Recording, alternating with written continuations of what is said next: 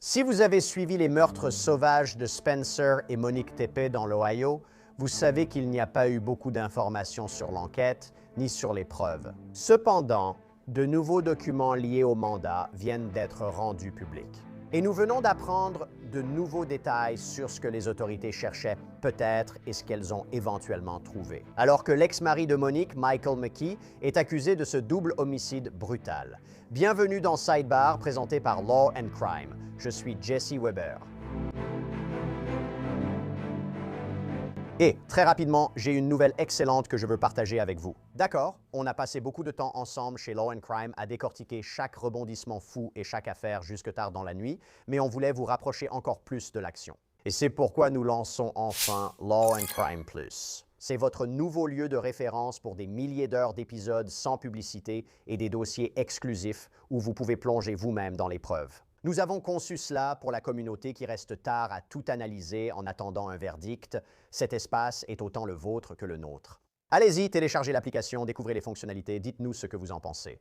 Vous pouvez vous rendre dès aujourd'hui sur laonecrimeplus.com pour profiter de notre offre limitée à seulement 3,99 € par mois ou 40,99 € pour l'année. L'une des plus grandes questions que nous nous sommes posées dans l'affaire des meurtres des TP est quelles sont exactement les preuves? Nous connaissons les victimes.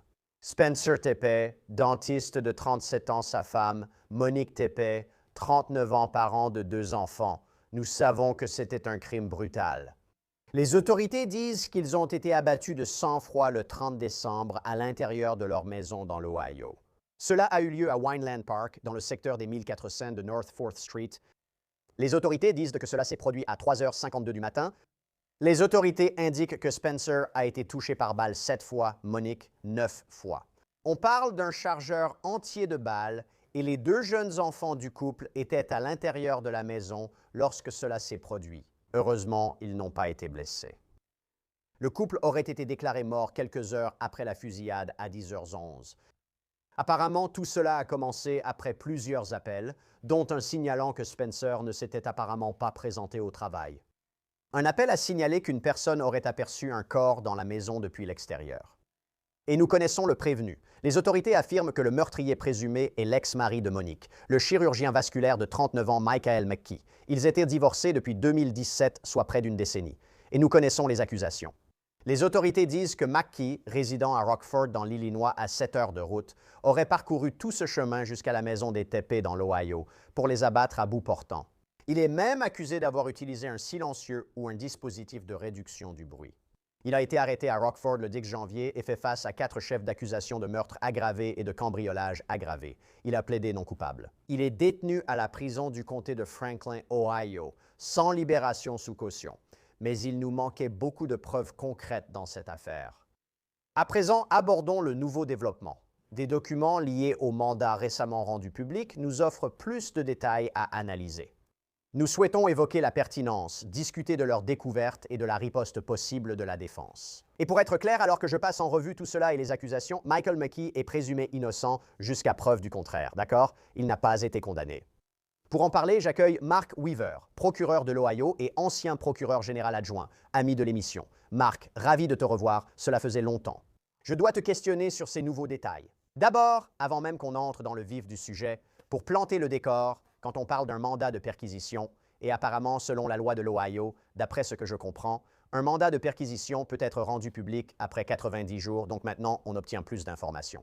Selon le Columbus Dispatch, après que les TP ont été retrouvés, la police a dû ensuite se présenter devant un juge pour faire valider le mandat de perquisition, ce qui s'est produit, je crois, à 11h36, donc relativement peu de temps après la découverte des corps. Est-ce que tout cela est standard? Pourquoi ont-ils même besoin d'un mandat? Est-ce qu'ils disent, écoutez, il y a un crime, il y a 2 corps sans vie. Pourquoi avons-nous besoin d'un mandat? On peut immédiatement recueillir les preuves. Et Lorsqu'une scène de crime est sécurisée et qu'il n'y a pas d'urgence particulière, évidemment, essayer de retrouver le meurtrier constitue une forme d'urgence. Beaucoup de procureurs veulent s'assurer d'adopter une approche ceinture et bretelle. Donc, en vertu du quatrième amendement, il y avait une exigence de mandat de perquisition. Il existe plusieurs exceptions à la règle du mandat de perquisition, mais rien ne vaut un mandat de perquisition délivré par le juge. Quand nous avons le temps, nous sécurisons les lieux et obtenons un mandat de perquisition. Il nous arrive de demander un nouveau mandat de perquisition si le précédent ne couvrait pas certains éléments nécessaires. Et d'ailleurs, pour prendre un peu de recul, ai-je raison de dire qu'en vertu de la loi de l'Ohio, le mandat de perquisition peut être décelé après 90 jours? Et pourquoi ce délai? Et est-ce que cela pose problème au procureur que ces informations soient rendues publiques à ce stade avant qu'il y ait un procès? Vous avez raison, c'est ainsi que ça fonctionne. C'est problématique dans la mesure où il y a eu tellement de couverture médiatique avant le procès autour de cette affaire. Et il n'y a pas eu assez d'informations pour satisfaire le désir du public de savoir ce qui s'est passé. Au fil des révélations, on peut commencer à voir se dessiner la défense. Je connais l'avocate Diane Menachi, elle est très compétente. Elle n'a pas un dossier solide, donc elle doit trouver un moyen de protéger sa cliente. Cela pourrait inclure une demande de dépaysement. Cela pourrait inclure des requêtes liées à la couverture médiatique avant le procès, visant à limiter ce que le public peut apprendre. Je veux absolument parler d'elle et de la stratégie de la défense, mais il faut détailler cette déclaration sous serment. Nous avons donc la déclaration sous serment de la police qui appuyait le mandat de perquisition. Cela donne plus d'informations, non? Cela explique pourquoi nous avions besoin du mandat pour trouver des preuves. Et cela indique que les enquêteurs ont collecté 29 éléments de preuve, ce qui pourrait inclure des objets emballés ensemble, plusieurs prélèvements de sang potentiel et/ou de preuves ADN, ainsi que 15 séries d'empreintes digitales. Et qu'il y a eu plus de 400 photographies qui ont été prises. Je veux aborder cela point par point. Alors Marc, quand tu regardes ceci, commençons d'abord ici. Où ont-ils trouvé le sang, l'ADN, les empreintes digitales? Ils devaient se trouver à des endroits précis et pertinents dans la maison, n'est-ce pas? Bien sûr, le but est de trouver autant d'éléments que possible dans la partie de la maison où l'on pense que les meurtres ont eu lieu. Par exemple, nous sommes maintenant assez sûrs que là où se trouvèrent les enfants, il n'y a jamais eu de crime commis à cet endroit. Cela nous intéresse moins, ce n'est plus notre priorité. Nous nous concentrons sur l'endroit où étaient les corps ou où l'intrusion a eu lieu. Dans n'importe quelle maison typique, il y a de l'ADN partout. Maintenant que nous avons la capacité d'analyser l'ADN de contact, chaque maison contient des centaines de profils d'ADN de contact différents à toutes sortes d'endroits. Le sang, évidemment, c'est une situation un peu différente. La plupart d'entre nous n'ont pas de sang dans leur maison. Les enquêteurs préfèrent trouver trop d'indices que pas assez, surtout dans une affaire aussi odieuse. Ils veulent insister sur ce qu'ils doivent collecter parce qu'on ne sait pas ce qui va ressortir au procès. Et que penses-tu qu'ils pourraient en tirer? Quel genre d'analyse font-ils? Est-ce que c'est compliqué par le fait que ça se passe dans une maison, n'est-ce pas? Dis-moi, je veux dire, quel genre de tests sont effectués sur ce type de preuves et qu'est-ce que tu penses qu'on peut en tirer? Eh bien, les analystes ADN nous diront, tout d'abord, presque immédiatement, s'il s'agit d'un ADN masculin ou féminin. Et s'ils ont un échantillon de l'ADN du suspect, ils peuvent essayer de faire une comparaison. Ce n'est pas comme dans certaines séries télé, il en faut une bonne quantité. J'ai récemment traité une affaire de viol sur enfant. Et l'un des éléments dans cette affaire était que nous pouvions dire que l'ADN venait d'un homme, mais nous ne pouvions pas déterminer de quel homme il s'agissait. Donc beaucoup de choses dépendent de la qualité de l'échantillon et de la quantité prélevée. Oui. Et s'ils trouvent ne serait-ce qu'une empreinte digitale de M. Mackie dans cette maison, est-ce que c'est fini pour lui? Je vais en reparler plus tard, mais il y avait une allégation selon laquelle il aurait déjà été dans cette maison, je crois, le 6 décembre. S'ils trouvent une empreinte digitale, c'est fini pour lui? C'est certainement le début de la fin pour lui. Il n'a aucune raison d'être dans les parties privées de la maison, même s'il y était déjà allé. Si son empreinte digitale se trouve près des corps, dans l'une des chambres, ils vont devoir trouver une explication à cela. Plus généralement, ils vont essayer de négocier, vous savez, de conclure un accord dans certains cas, et d'essayer de réduire les charges, d'obtenir un certain résultat, parce que se battre lors d'un procès sera très difficile. D'après ce que nous avons entendu jusqu'à présent sur les preuves commencent à s'accumuler, non seulement un élément de preuve, mais plusieurs éléments clés à charge. Pourquoi 400 photographies? Pourquoi avoir pris 400 photographies? Et comment cela aide-t-il l'accusation? Comment cela aide-t-il l'enquête? Les techniciens de scène de crime ont des méthodes différentes. Et donc certains d'entre eux vont, vous savez, par exemple, disons qu'il y a un policier près d'un corps.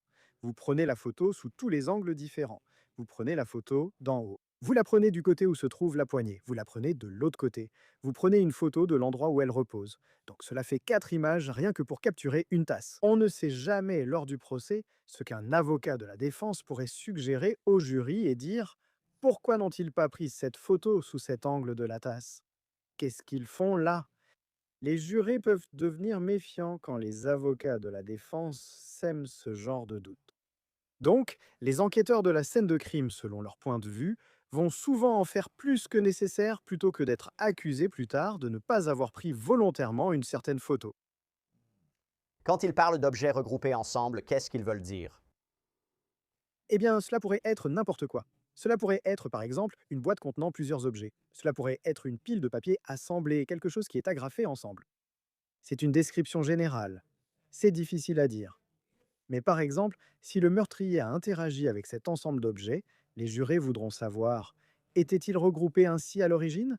Est-ce que le meurtrier l'a assemblé? Est-ce que ces objets se trouvaient ailleurs avant que les crimes ne se produisent? Encore une fois, plus vous avez de photos et d'images, plus, en tant que procureur, je peux passer en revue et décider lesquelles de ces images je vais présenter comme preuve. Ce ne sera pas toutes. Ce sera celle qui aide vraiment à raconter l'histoire. Je veux aussi mettre en avant autre chose. Donc, selon DixWBNS, le mandat indique que les autorités recherchaient également des armes à feu, des douilles et des images de vidéosurveillance du domicile. Parlez-nous de cela. Eh bien, nous savons tous maintenant que les images de vidéosurveillance à domicile sont omniprésentes, que ce soit des caméras de sonnette ou des personnes qui installent des caméras à l'extérieur de leur maison, parfois même à l'intérieur. Ces images sont importantes, non seulement pour le jour du crime, mais aussi pour les jours précédents, afin de vérifier si quelqu'un repérait ou surveillait la maison pour savoir comment y entrer. En ce qui concerne les autres éléments qu'ils trouvent, évidemment, nous voulons savoir s'il y a des armes à feu ou des douilles, aussi bien dans la maison de Manky, le suspect, que dans la maison où le crime a eu lieu. Pourquoi n'y a-t-il pas plus d'informations dans ce mandat? J'ai d'autres éléments à aborder, mais pourquoi n'y a-t-il pas plus d'informations, plus de détails à ce sujet? J'ai mentionné au début qu'il semble y avoir un manque de compréhension concernant toutes les preuves qu'ils ont contre lui. Je vais parler de plus de preuves dans un instant, mais pourquoi n'y a-t-il pas plus de détails sur cette enquête dans la déclaration sous serment? D'après ce que nous avons vu, nous n'avons pas eu de copie de l'original. Nous nous basons sur les rapports qui en parlent. Pourquoi est-ce le cas? La police sait généralement quel juge exige combien d'informations dans la déclaration sous serment avant de signer le mandat de perquisition. Dans une affaire très médiatisée, certains juges n'ont pas besoin d'en savoir beaucoup. Conscients d'un problème et d'une forte surveillance, ils signent vite. Ils évitent les critiques pour l'absence de mandat de perquisition. La décision dépend donc de chaque officier. C'est une décision qui se fait au cas par cas, selon le crime et selon le juge. Maintenant, également, selon le Columbia Dispatch, c'est en quelque sorte tout le matériel qui a été transmis par les procureurs à l'avocate de M. Maki, Diane Minashi. Vous l'avez mentionné plus tôt. Nous l'avons déjà interviewée. Nous avons déjà parlé d'elle dans une émission précédente, évoquant son arrivée sur l'affaire, ses expériences passées, sa stratégie de défense et son succès dans des affaires criminelles médiatisées. C'est une excellente avocate. J'encourage tout le monde à regarder cet épisode si vous voulez en savoir un peu plus. Mais ici, selon le dispatch, voici ce qui lui aurait apparemment été transmis.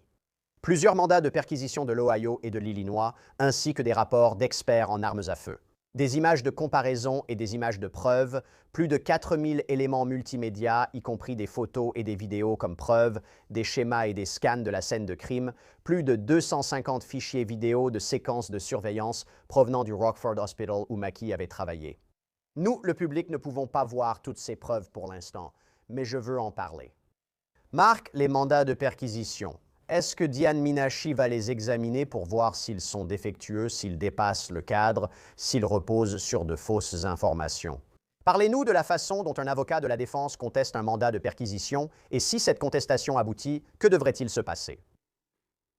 Eh bien, il y aura beaucoup de requêtes préliminaires déposées, surtout lorsqu'il y a une quantité importante de preuves. Le travail d'un avocat de la défense consiste à essayer de trouver une faille dans la procédure, à tenter de convaincre un juge que les forces de l'ordre ou les procureurs ont, d'une manière ou d'une autre, pris un raccourci, enfreint une règle ou fait quelque chose qu'ils n'auraient pas dû faire. Nous avons vu cela tout récemment et de façon tristement célèbre dans l'affaire Alec Baldwin. Tout le monde sait qu'Alec Baldwin a tiré et tué cette femme, aucun doute là-dessus, mais l'affaire a été classée. Non pas qu'il soit innocent, mais à cause d'un prétendu problème dans la gestion de l'affaire par l'accusation, le juge l'a classé. Donc en particulier dans les cas où les preuves sont solides, les avocats de la défense se concentrent beaucoup, lors des requêtes préliminaires, sur les erreurs commises. Maintenant, vous avez parlé de la quantité de preuves qui a été remise à la défense. Un cynique dirait que c'est la stratégie du voilà la botte de foin, à vous d'y trouver l'aiguille. Quelqu'un d'autre dirait peut-être qu'il ne veut pas être accusé d'une violation Brady, Brady contre Maryland, l'arrêt de la Cour suprême qui oblige les procureurs à remettre les preuves à décharge. Quelqu'un d'autre peut dire non, je vais tout vous donner, nous serons totalement transparents. Dans tous les cas, c'est énormément de travail. Des centaines, voire des milliers d'heures seront consacrées à examiner ces preuves et préparer la défense. Je trouve les rapports d'experts en armes à feu intéressants car je suis curieux de ce qu'on peut en attendre. Parce que, d'après ce que j'ai compris, les autorités auraient retrouvé une arme au domicile de McKee dans l'Illinois, qu'ils pensent être liée au meurtre de Tepe, et que cela se base sur des tests balistiques préliminaires. On parle donc peut-être de l'arme du crime, c'est ça? Quels sont ces tests? Je vais vous dire, laissez-moi juste l'ajouter à la liste. Selon la chef de la police de Columbus, Elaine Bryant, ils utilisent les données balistiques nationales via le réseau national intégré d'information balistique, ou NIBIN. Que contiendraient ces rapports? Que sont les tests préliminaires?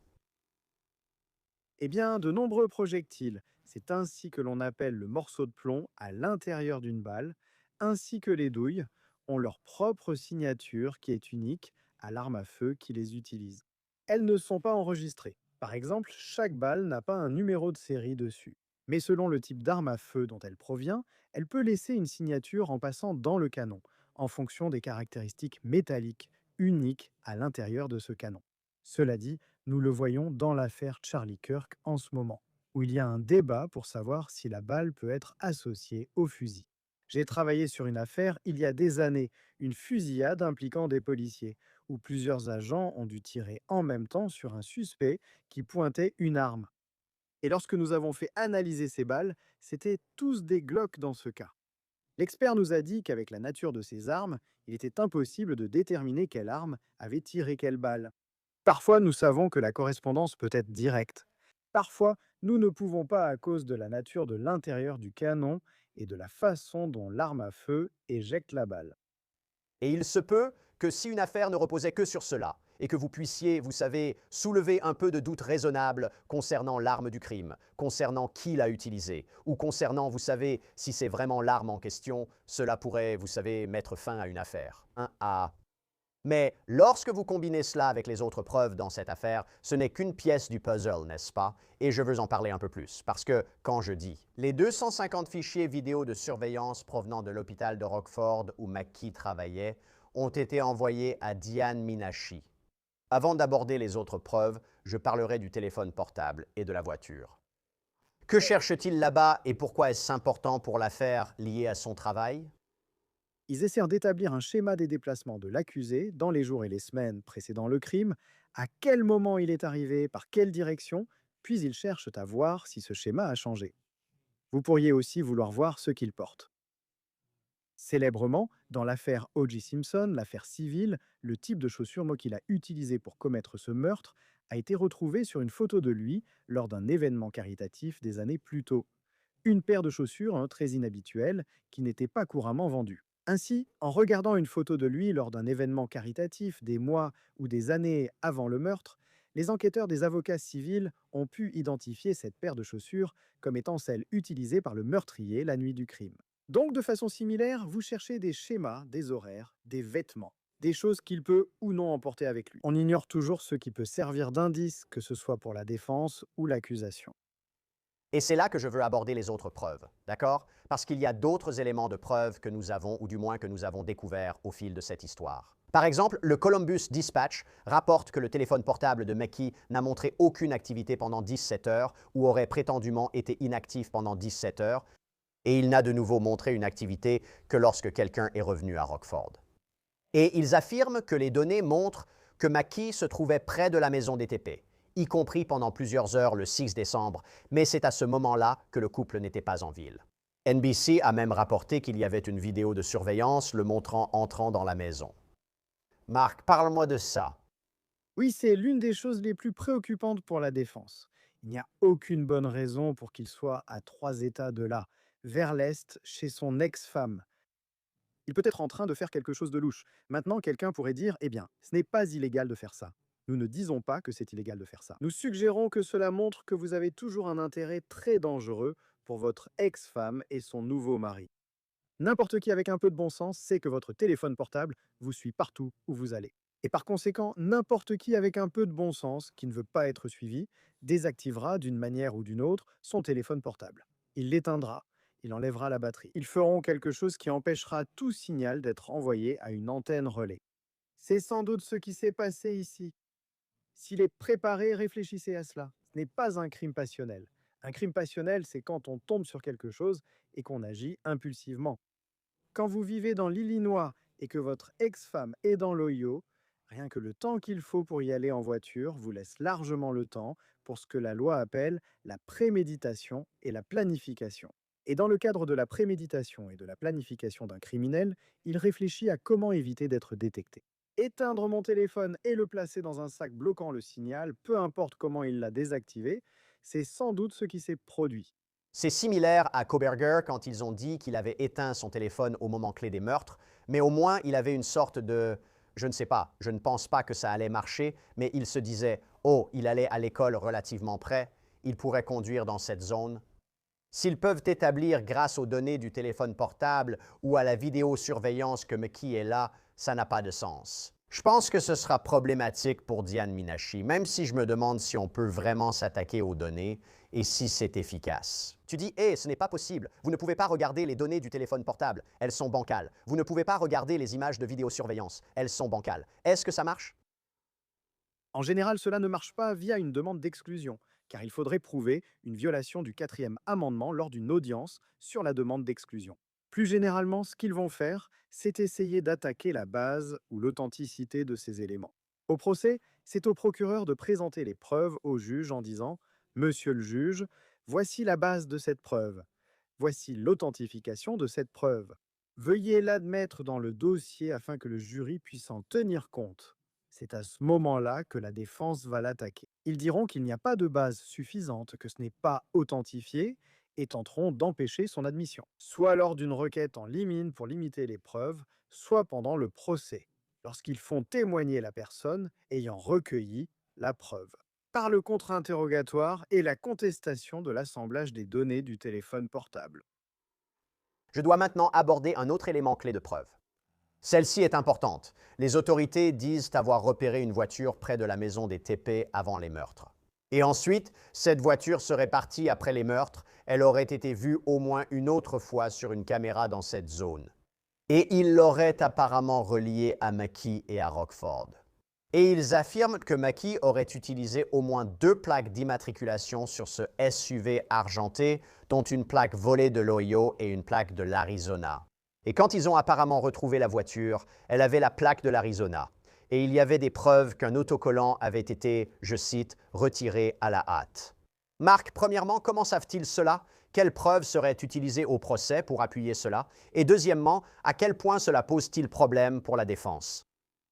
Oui, c'est sans doute l'une des preuves les plus solides de cette affaire. Dans 49 États, y compris l'Ohio, il y a des caméras floc. C'est le nom de l'entreprise qui suit les plaques d'immatriculation et permet aux policiers de retrouver des voitures volées, des personnes faisant l'objet d'un mandat d'arrêt, voire des plaques dont l'immatriculation est suspendue. Ainsi, alors que nous circulons tous dans les rues de la plupart des États, ces caméras capturent notre plaque d'immatriculation. Et elles sont en fait programmées pour se concentrer spécifiquement sur les plaques et les comparer au mandat en cours. C'est probablement de là que cela vient. Cela peut aussi venir des caméras de sécurité des maisons voisines, mais les caméras floc sont omniprésentes dans les grandes villes comme Columbus. Donc vous allez être filmé plusieurs fois en traversant la ville. Encore une fois, moi, quelqu'un d'intelligent le sait. On ne peut pas être médecin sans être intelligent, non? Donc quelqu'un d'intelligent le sait. Et par conséquent, il a pris des mesures pour essayer d'éviter qu'on sache que c'est lui. Voler une plaque d'immatriculation, c'est évident, aucun de nous ne fixe solidement sa plaque d'immatriculation. Tout ce dont vous avez besoin, c'est d'un tournevis pour l'enlever.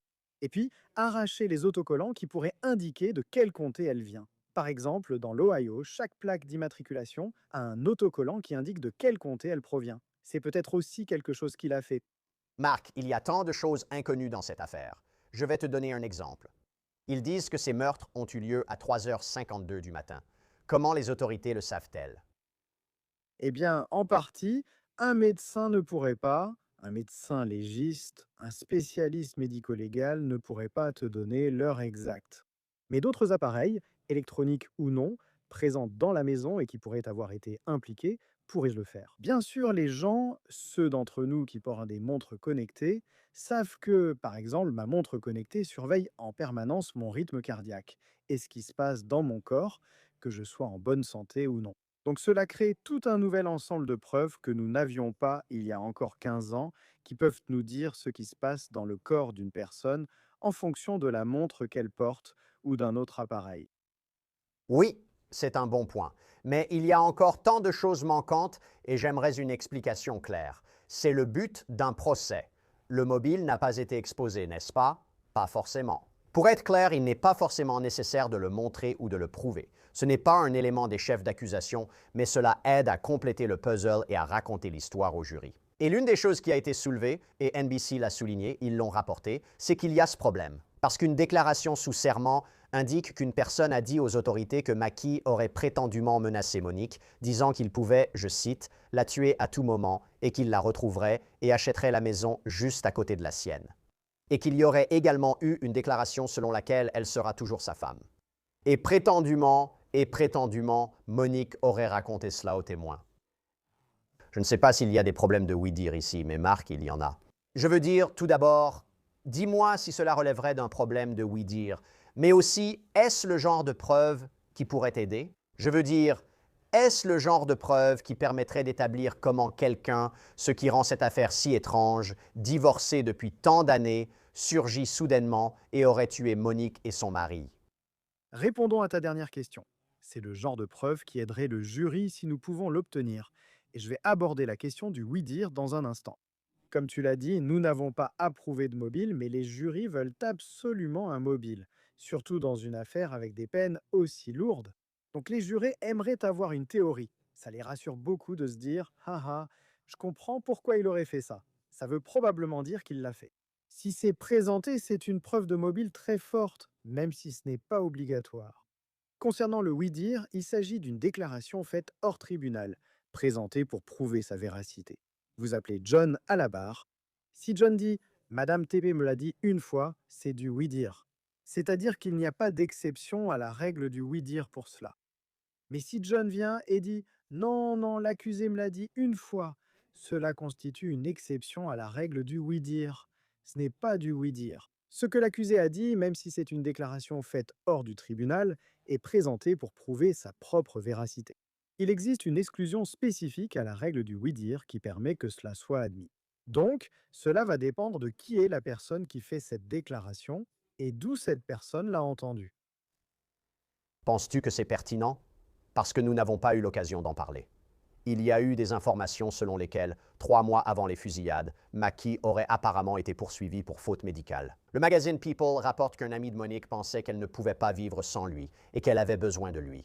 Donc, pour qu'elle s'épanouisse dans son nouveau mariage, ça a juste détruit son petit ego fragile. Je veux dire, ce n'est que l'opinion de quelqu'un. Dans quelle mesure les événements de la vie de Mackie, réels ou supposés, influenceront-ils ce procès? Il existe une règle de preuve que les juges doivent prendre en compte, qui dit que toute preuve plus préjudiciable que probante doit être exclue. Préjudiciable signifie que cela va enflammer les passions des jurés. Probant signifie que cela donne aux jurés un aperçu du crime. Il y a donc un test d'équilibre à faire. C'est une objection fréquente au procès. Monsieur le juge, c'est plus préjudiciable que probant et risque d'induire le jury en erreur. Cela va les entraîner sur une voie qui n'est pas probante quant aux éléments de cette affaire.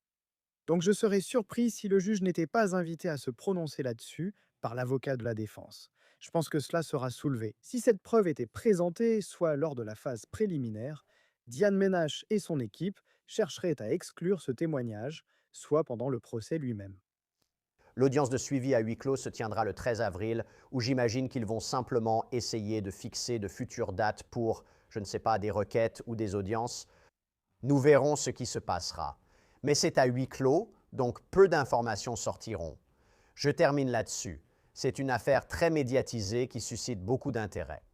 Leur mort a bouleversé cette communauté, leurs amis, leurs familles. C'est terrible. Pour vous donner une idée, NBC a rapporté que les proches de TP ont déclaré que ce couple partageait, je cite, une relation magnifique, solide et très heureuse, et que la famille a le cœur brisé. Je cite, « Même si aucun résultat ne pourra jamais effacer cette perte, notre famille s'engage à faire en sorte que justice soit pleinement et équitablement rendue dans cette affaire et à honorer Spencer et Monique en protégeant l'avenir des enfants qu'ils aimaient si profondément. » Nous parlons souvent des preuves, mais c'est l'aspect humain de l'affaire. Mark Weaver, merci d'avoir pris le temps. Je vous en suis vraiment reconnaissant. Merci Jesse. C'est tout pour l'instant sur Sidebar. Merci de nous avoir suivis. Abonnez-vous sur YouTube, Apple Podcast, Spotify ou votre plateforme de podcast habituelle. Retrouvez-nous sur Peacock de NBC. Suivez-moi sur X, Instagram et mon émission Jesse Weber Live sur News Nation du lundi au vendredi à 23h, heure de l'Est. À bientôt à tous.